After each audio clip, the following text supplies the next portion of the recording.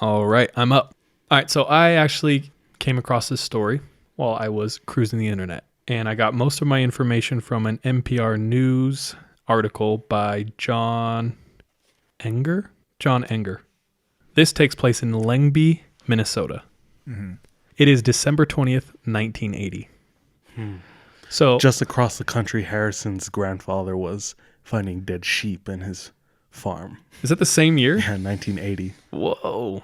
Oh my God. So 19-year-old Jean Hilliard, she's dating this guy. They're having fun. They go out on the town and they go to the spot in the town, the hot spot.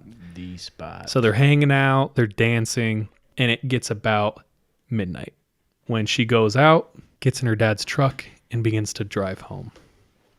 On her way home, she remembers a shortcut.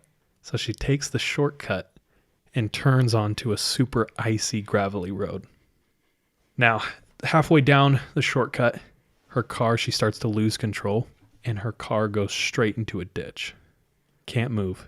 No cell phones. So she has to get out, and she remembers that there's a family friend that lives a couple miles down the road, but she can make it. So she steps out of her truck into negative 20-degree weather. So she starts to walk. She's in a light coat and cowboy boots. What? I just watched 8 Below, dude. Nah, bro. For the first time in my life. 20 below. So she starts to walk. She said she would go up a hill, get to the top and think, my friend's house has got to be right over this hill. Gets over the hill, nothing. Go down the hill, go up the hill. Okay, it's got to be this one. Goes over the top of the hill, nothing. So she's starting to get cold. She said she wasn't scared. She was more just annoyed that her friend's house was so far away. So she keeps walking. She comes over this hill and sees the lights of her friend's house in the distance. She goes, perfect. And as she thinks that, she blacks out. Oh, hell. Dude, it's always when you think you're okay. So even though she's blacked out, she doesn't remember this part, but she gets to her friend's property gate, falls down, crawls to the door. And at the door, within reach of like the front door, she completely passes out and lies in the cold for 6 hours. Her body was found the next morning by her friend. Her friend walks out. He actually had a lady over that night that like he had just met. She stayed the night for like a one-night stand, and they come out on the porch and they look over and he sees like his friend's daughter's body, stiff as a board, on his porch. They go over there and they said she was frozen solid, eyes wide open, not moving at all. He like tried to move her, push her, but she literally moved like a board. Holy shit. So he thinks, I better get her to the clinic, you know. Tries to pick her up, has to ask his girlfriend, not his girlfriend, but his lady friend, to help pick the body up. Tries to put it in his car, but she's so stiff, she won't fit in his car. So she has to put the body in the friend's car. And they drive her to the nearby clinic, the Foston Clinic. So immediately doctors see her, you know, it's just despair. But they think, you know what, we need to just follow protocol and try to warm her up and we'll announce her dead then. So they put heating pads on her. As they put heating pads on her, like an hour in, her body starts to spasm.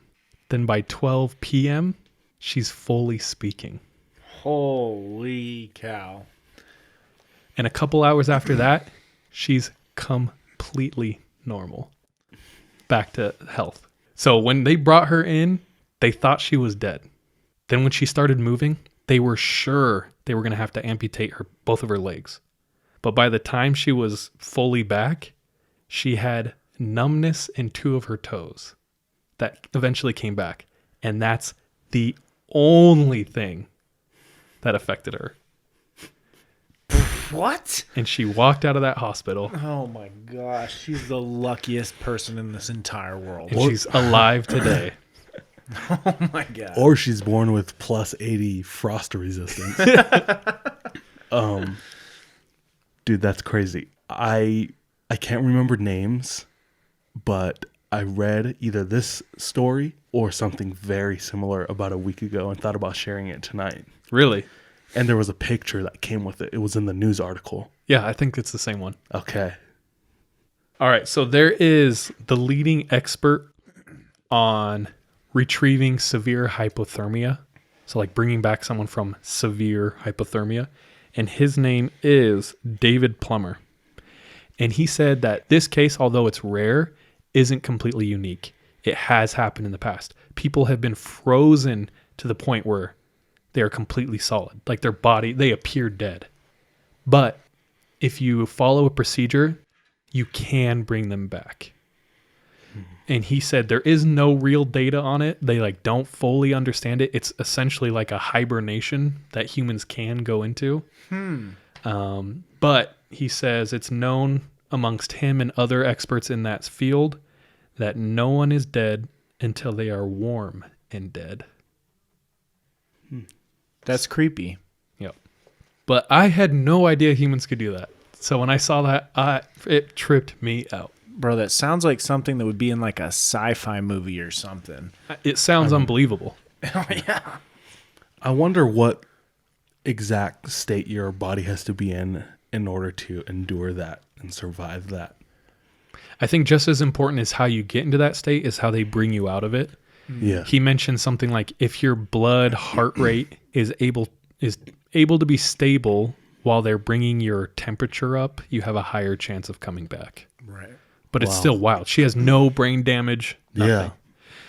Yeah. I will mention, while she was in the hospital and when she was still completely frozen solid with her eyes wide open, they called a local pastor, and they started a huge prayer chain for her.